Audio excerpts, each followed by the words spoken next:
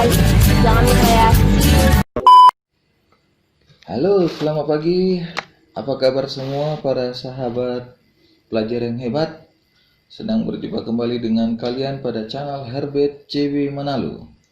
Dan buat adik-adik yang baru saja bergabung di channel saya ucapkan selamat datang dan jangan lupa dukung selalu channel saya ini dengan cara membagikan video saya ini ke seluruh teman-teman kamu supaya teman-teman kamu juga dapat belajar kimia bersama kita semua. Dan bagi kamu yang belum memberikan dukungan subscribe, saya minta dengan sangat hormat kiranya dukung selalu channel saya ini dengan cara menekan tombol subscribe supaya saya semakin semangat dalam membuat video-video pembelajaran kimia. Oke, adik-adik sekalian, langsung saja ya. Baik, pada video kali ini kembali kita akan melanjutkan pembelajaran kimia kelas 11 tentang termokimia. Di pertemuan sebelumnya atau di video kita sebelumnya, ada bisa lihat nanti di channel saya, kita sudah bahas mengenai termokimia 1. Sudah kita pelajari apa itu sistem dan lingkungan dan apa itu termokimia dan bagaimana pengaruh perubahan energi terhadap reaksi termokimia itu sendiri, di mana dapat menghasilkan suatu reaksi eksoterm dan reaksi endoterm. Nah, jadi pada pembelajaran kita hari ini kita akan bahas termokimia 2 dengan subtopik entalpi molar. Jadi saya sampaikan kepada adik-adik, materi entalpi molar ini sering sekali dimunculkan di soal ujian nasional dan juga seleksi masuk perguruan tinggi di SBMPTN, SIMAK UI, SIMAK UGM, SIMAK ITB. Oleh sebab itu, kiranya adik-adik jangan ada yang men-skip ya video ini supaya kamu bisa semakin paham dan semakin mengerti tentang apa itu entalpi molar. Oke ya? Nah, jadi adik-adik sekalian, setelah nanti kita mempelajari tentang materi ini, maka tujuan pembelajaran yang akan kita capai adalah satu, ya, diharapkan nanti adik-adik dapat memahami ya bagaimana pengertian daripada entalpi molar itu. Kemudian yang kedua, diharapkan adik-adik mampu menuliskan reaksi termokimia berdasarkan data perubahan entalpi standar yang dinyatakan dengan delta H0. Kemudian yang ketiga, mampu menghitung besarnya entalpi reaksi untuk setiap n mol zat. Terus yang keempat, diharapkan adik-adik dapat menganalisis hubungan entalpi molar terhadap stoikiometri. Oke, jadi seperti itu dia. Nah, jadi kita langsung aja ya masuk ke pembelajarannya. Kita akan bahas terlebih dahulu apa sih entalpi molar itu ya, atau biasa dikenal dengan istilah perubahan entalpi standar, karena ada beberapa buku juga menyebutkan istilah entalpi molar dan juga ada juga beberapa buku yang menyebutkan perubahan entalpi standar, itu sama saja. Oke. Nah, secara definisi entalpi molar atau perubahan entalpi standar itu adalah merupakan perubahan entalpi pada suatu reaksi kimia yang diukur pada keadaan standar ya. Jadi di sini ada kata keadaan standar. Keadaan standar itu bagaimana? Keadaan standar itu adalah suatu keadaan di mana suhu sistemnya itu berada pada suhu 25 derajat Celcius dengan tekanan 1 atmosfer. Itu dia. Oke. Nah, jadi perubahan entalpi standar itu sering dinyatakan dengan lambang ya, delta H0. Satuannya adalah kilojoule per mol. Jadi ini menyatakan banyaknya besarnya entalpi ya untuk 1 mol dalam reaksinya, kira-kira seperti itu. Nah, jadi kalau kita amati dari reaksi-reaksi termokimia itu yang berkaitan dengan reaksi kimia, mengikutsertakan perubahan entalpinya, maka perubahan entalpi standar bisa kita bagi menjadi 8. Yang pertama itu adalah perubahan entalpi pembentukan standar. Ini disimbolkan dengan delta HF0 ya. Apa itu? Adalah merupakan perubahan entalpi reaksi pembentukan 1 mol senyawa dari unsur-unsurnya yang diukur pada keadaan standar ya. Yaitu suhu 25 derajat Celcius dengan tekanan 1 atm. Oke. Jadi di sini kata kunci yang harus kita perhatikan adalah definisi daripada perubahan entalpi pembentukan standar itu. Jadi itu menyatakan apa? Terbentuknya 1 mol senyawa dari unsur-unsurnya itu akan memperoleh jumlah kalor berapa kilojoule dia setiap molnya jika diukur pada keadaan standar dengan suhu 25 derajat Celcius dan tekanan 1 atmosfer. Nah, contohnya seperti ini ya. Bisa dilihat di sini. Jadi diketahui data nih, delta HF0 NH3 ya sama dengan min 46,1 kJ per mol. Nah, ini maksudnya gimana ya? Oke. Jadi kalau kita buat ini menjadi satu pernyataan, maka dapat kita tulis seperti ini. Ya. Artinya untuk membentuk 1 mol gas amoniak NH3 itu dihasilkan kalor ya, atau dibebaskan kalor sebesar 46,1 kJ per mol. Nah, oke, seperti itu. Jadi untuk membentuk 1 mol gas amoniak NH3 dari unsur-unsurnya tentunya ya, dihasilkan kalor sebesar 46,1 kJ per mol. Nah, seperti itu maknanya. Nah, lalu bagaimana persamaan termokimianya? Nah, jadi sesuai dengan pengertiannya tadi kan bahwasanya perubahan entalpi pembentukan standar itu terbentuknya 1 mol senyawa dari unsur-unsurnya. Artinya yang menjadi reaktan di sini adalah unsur-unsurnya. Karena unsur-unsur ini nanti yang akan bereaksi agar membentuk apa? Suatu senyawa. Jadi senyawanya ini adalah produknya. Sehingga dengan demikian pada contoh soal ini ya, reaksi termokimianya dapat kita tulis seperti berikut. Oke. Maka persamaan termokimia pembentukan 1 mol gas amonia adalah ini dia. Jadi kita bisa lihat di sini ya. Pada reaksi termokimianya NH3-nya itu ada sebanyak 1. Sesuai dengan konsep hubungan antara koefisien terhadap jumlah zat di dalam stoichiometri, kita ingat bahwasanya koefisien itu ekuivalen dengan jumlah molnya. Oke. Nah, karena di sini banyaknya gas amonia yang akan dibentuk dari unsurnya ada 1 mol, maka di dalam menuliskan persamaan termokimianya nanti kita buat NH3-nya itu sebanyak 1. Lalu kalau begitu N2 dan H2-nya masing-masing berapa? Nah, itu bisa kita cari dengan penyetaraan reaksi ya. Nah, jadi kita sesuaikan N dan H-nya itu berapa. Jadi artinya di sini ini NH3 yang dibentuk ini sebagai apanya? Acuan kita untuk menentukan berapa banyaklah N2 dan H2 yang diperlukan agar dihasilkan 1 mol NH3. Jadi itu bisa kita tentukan dengan cara penyetaraan reaksi. Ingat ya, koefisien itu ekuivalen dengan jumlah mol. Terus jangan lupa kita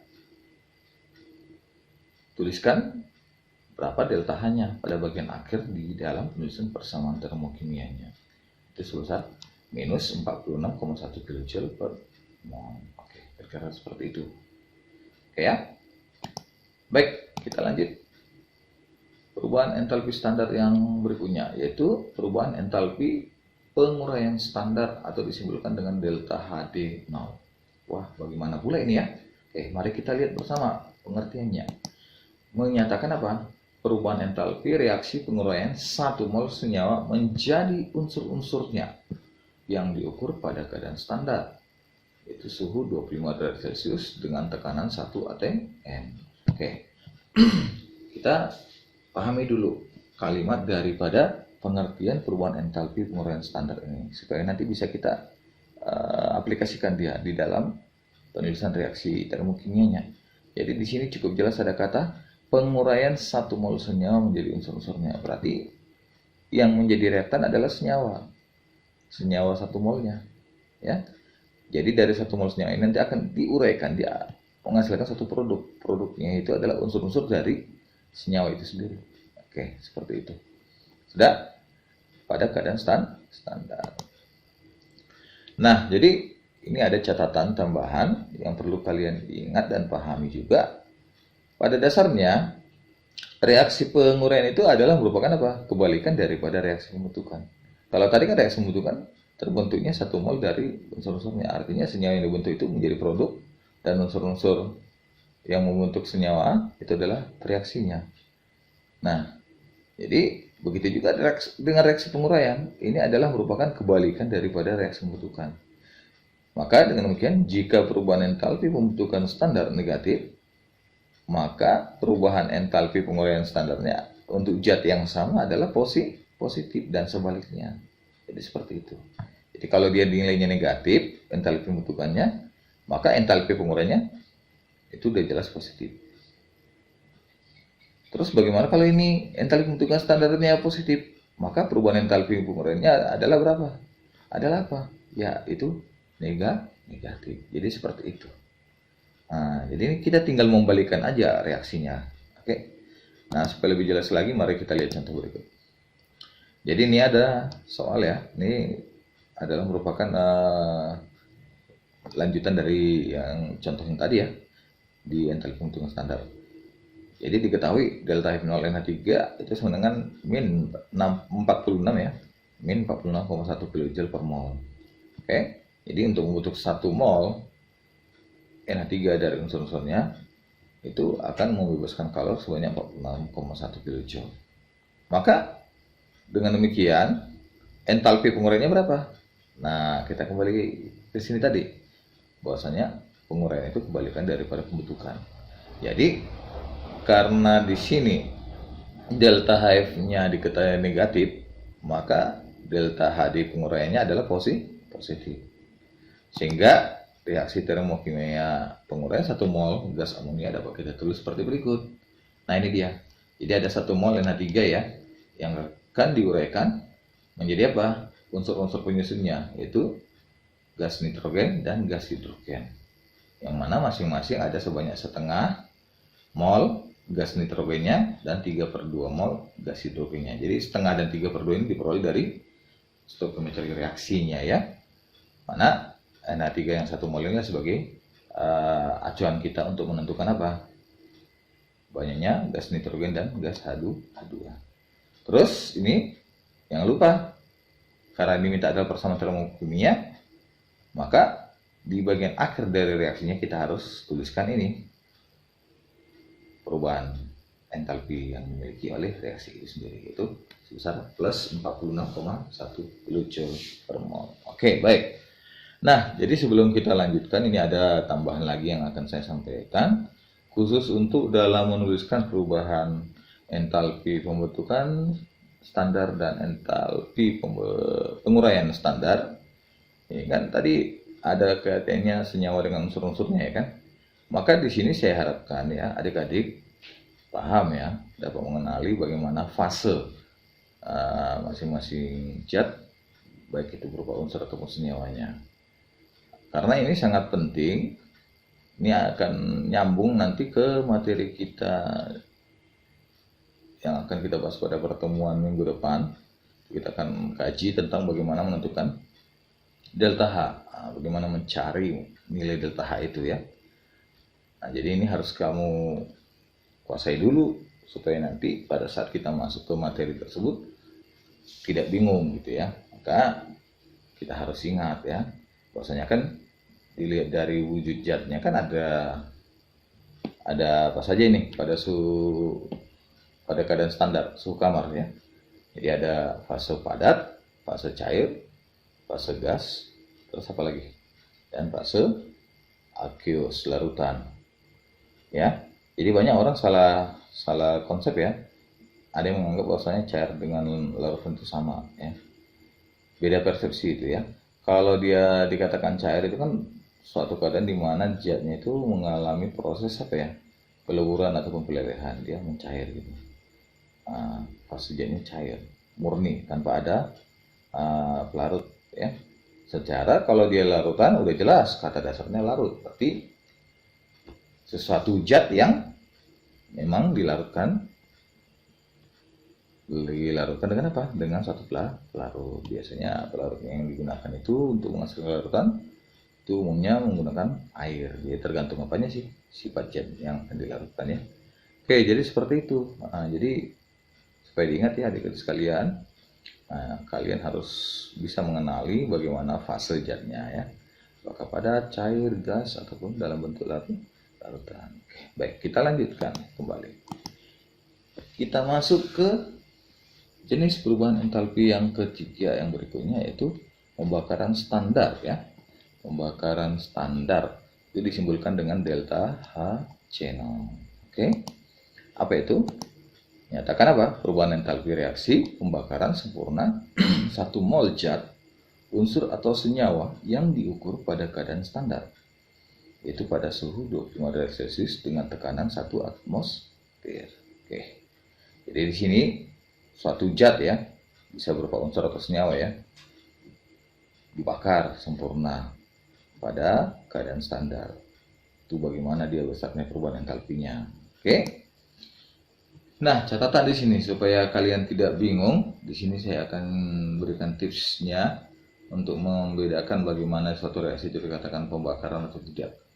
Jadi pada umumnya pembakaran sempurna suatu zat itu ditandai dengan adanya reaksi gas oksigen terhadap satu zat yang dibakar di udara. Nah, itu nanti akan menghasilkan apa? Menghasilkan kalor dan zat hasil reaksi tertentu. Baik. Mari kita lihat contoh berikut. Misalnya nih, pembakaran sempurna gas metana ya, atau CH4. Maka reaksi termokimia adalah CH4 tambah 2O2 menjadi CO2 tambah 2H2O. Jadi diketahui delta H0-nya adalah minus 313,5 kJ per mol. Jadi ini artinya bagaimana? Untuk membakar 1 mol gas metana CH4 itu bagaimana? Dia membebaskan ataupun menghasilkan apa? Kalor sebesar 393,5 kJ per molnya. Seperti itu. Jadi harus kita tulis dulu reaksi termokimianya ya. Dan kita harus paham bagaimana menuliskan persamaan termokimia tersebut dengan cara memperhatikan keadaan reaksi yang berlangsung ya. Apakah dibentuk, diurai ataupun dibakar seperti itu. Kita lanjut yang berikutnya. Yang keempat, perubahan entalpi netralisasi standar yang disimbolkan dengan delta H0 ya. Ini disimbolkan dengan delta H0. Nah, ini bagaimana maksudnya? Ini sebenarnya berkaitan dengan apa? Kemampuan fase larutan asam dan fase larutan basa ketika direaksikan itu dia sifatnya saling menetralkan. Jadi sifat asam dan basanya itu akan hilang. Dengan catatan pada perhitungan stoikiometri jumlah mol zat asam dan jumlah mol zat basa itu pada keadaan akhirnya ketika dicampur dia habis, maka akan terjadi apa? Suatu reaksi penetralan, yaitu menghasilkan apa? H2O. Nah, jadi secara definitif dapat kita nyatakan seperti berikut. Adalah perubahan entalpi reaksi penetralan yang diukur pada keadaan standar ya. Suhunya 25 derajat Celcius dengan tekanan 1 atmosfer. Contohnya seperti berikut. Jadi ada suatu reaksi penetralan yang terjadi pada larutan natrium hidroksida dengan larutan asam klorida. Jadi dari data stoikiometri itu diperoleh bahwasanya banyaknya NaOH dan HCl itu sama-sama habis dia sebanding dengan koefisiennya. Maka untuk menentukan berapa besar perubahan entalpinya itu bergantung dari sini, dari H2O-nya. Berapa banyak. Jadi ini dapat ditulis menjadi seperti berikut. NaOH tambah HCl menjadi NaCl tambah H2O dengan delta H sama dengan minus 890,4 kJ per mol. Baik, kita lanjut yang kelima. Perubahan entalpi penguapan standar. Itu penguapan standar itu gimana ya? Yaitu perubahan wujud yang terjadi pada zat cair menjadi apa? Ya, menjadi gas, menguap dia. Oke, dan diukur pada keadaan standar. Nah, contohnya ini air ya. Tuh, dimasak ya, itu akan menghasilkan apa? Uap-uap air yang menempel pada permukaan atas ataupun pada bagian tutup ya. Suatu media yang kita gunakan saat kita menguapkan air. Nah, jadi ada 1 mol ya. Ada 1 mol uap air yang akan dihasilkan dari si air ini. Maka deltanya adalah sebesar 44 kJ per mol. Oke, seperti itu. Kita lanjut yang ke-6. Perubahan entalpi perubahan standar atau delta H fus. Delta H fus 0 ya. Nah, itu bagaimana? Yaitu perubahan entalpi reaksi peleburan ya, yang diukur pada keadaan standar. Suhunya 25 derajat Celcius dan tekanannya 1 atm. Oke, baik. Nah, contohnya gimana? Yang kita lihat, misalnya peleburan es batu ya kan padat menjadi cair gitu kan, melebur, meleleh gitu, sama aja ya, atau mencair ya. Nah, ini contohnya peleburan es batu. Es batu itu kan H2O ya, yang padat. Jadi ini dipanaskan sampai melebur sehingga dihasilkan apa? Air ya, dengan delta sama dengan minus 6,01 kJ per mol. Jadi pada saat dipanaskan itu deltanya bagaimana? Bernilai negatif 6,01 kJ per mol. Kita lanjut yang berikutnya, yang ke-7, perubahan entalpi pelarutan standar atau delta H soft 0 ya. Apa itu? Itu perubahan entalpi reaksi pelarutan yang diukur pada keadaan standar, itu pada suhu 25 derajat Celcius dengan tekanan 1 atm. Jadi menyatakan perubahan entalpi reaksi pelarutan yang diukur pada keadaan standar dengan suhu 25 derajat Celcius dan tekanan 1 atm. Oke, baik. Mari kita lihat contoh berikut supaya kamu bisa lebih jelas. Misalnya ada suatu zat kimia yang akan dilarutkan ya dalam air, yaitu soda api. Dan setelah ini dimasukkan ke dalam air akan terdisosiasi lah ion NaOH-nya itu menjadi apa? Ion NaOH plus ditambah dengan ion OH min dengan delta sama dengan min 6,01 kJ per mol ya, negatif 6,01 kJ per mol. Oke, baik, seperti itu dia ya. Kita lanjut yang berikutnya, yang ke-8, perubahan entalpi sublimasi standar. Perubahan entalpi sublimasi standar, ini sublimasi ya, berarti sublimasi itu ya kenapa? Perubahan zat padat menjadi gas, perubahan wujud padat menjadi gas. Oke, contohnya seperti ini nih ya. Nih reaksi penyubliman es batu, H2O padat diuraikan jadi apa? Jadi H2O dengan hasil gas. Deltanya sama dengan min 50,21 kJ per mol. Oke, seperti itu dia. Oke. Nah, jadi supaya diingat ya adik sekalian ya. Nah, supaya lebih mantap lagi, ya harus sering kita mengerjakan soal-soal yang berkaitan dengan materi yang kita pelajari pada hari ini. Oke, baik. Sekarang kita akan masuk ke soal dan pembahasan. Nah, jadi ini lebih sering kita membuat soal-soal dan pembahasannya ya. Oke, baik. Contoh soal yang pertama, perhatikan reaksi membutuhkan air berikut. 2H2 tambah O2 menjadi 2H2O. Delta sama dengan min 402 kJ. Tentukan perubahan entalpi reaksi penguraian 1 mol H2O. Oke. Itu yang ditanya ya. Oke, mari kita kerjakan bersama-sama ya. Nah, jadi di reaksi ini cukup jelas tertulis 2H2 tambah O2 menjadi 2H2O. Nah, itu artinya ada sebanyak 2 mol airnya ya, ada sebanyak 2 mol airnya.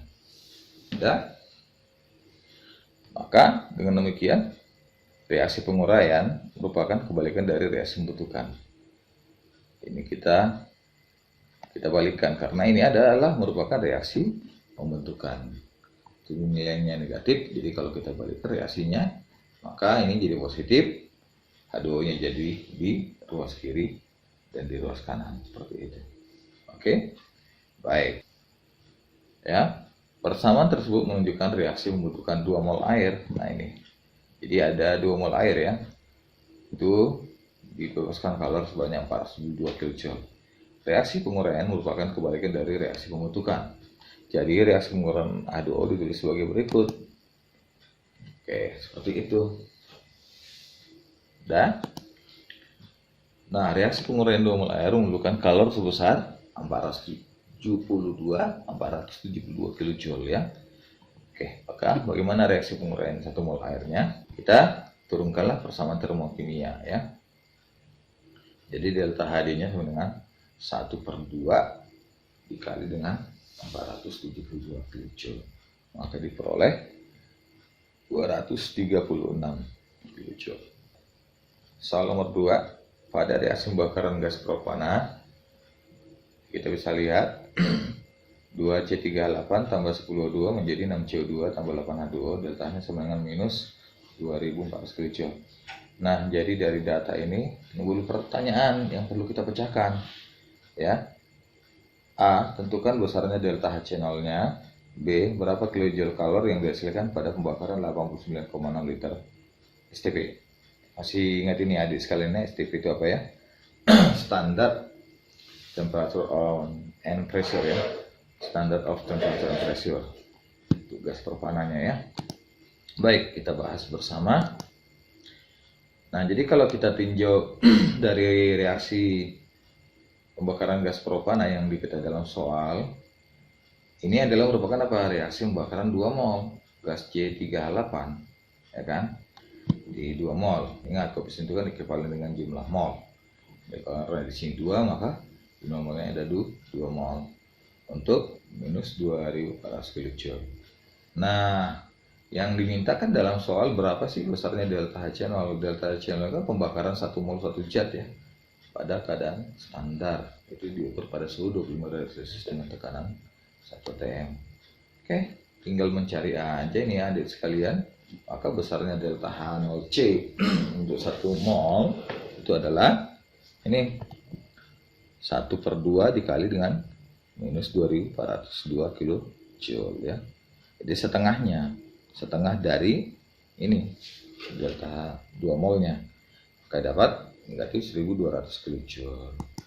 Oke, sekarang yang bagian B. Jika gas C3H8 yang dibakar adalah 89,6 liter, ini pada keadaan STP ya, Standard of Temperature and Pressure, maka berapakah jumlah mol gas propananya ya, berapa? Oke, baik. Nah, langkah pertama ini 89,6 liter pada keadaan STP ini harus kita rubah dulu ke dalam mol ya. Nah, caranya gimana? Ini dia. Jumlah mol C3H8 itu sama dengan V dibagi dia dengan 2,4 liter. Dan berapa volume diketahui dalam soal? Ada 89,6 liter.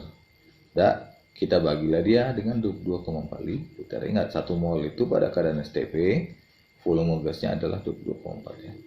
Maka dengan demikian jumlah mol C3H8-nya adalah sebanyak 4 mol. Oke, baik. Nah, selanjutnya karena ada 4 mol ya, ada 4 mol gas propananya, maka berapa banyak kalor yang akan dihasilkan pada pembakaran tersebut? Ya, oke.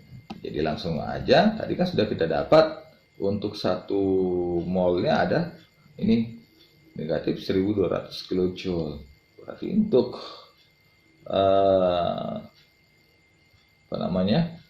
untuk 4 molnya berapa? Ya, kita kalikanlah.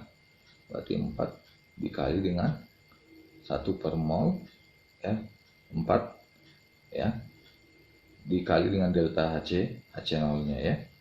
Dimana delta HC0-nya itu kan tadi berapa?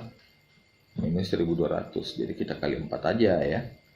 Nah, kalau 1 molnya minus 1200, 4 molnya berapa? Ya udah 4 dikali dengan minus 1200 kilojoule, maka dapatlah negatif 4800 kilojoule. Oke, seperti itu. Ya, jadi adik-adik sekalian, saya rasa demikianlah untuk pembelajaran daring hari ini dengan mengambil materi entalpi molar atau perubahan entalpi standar.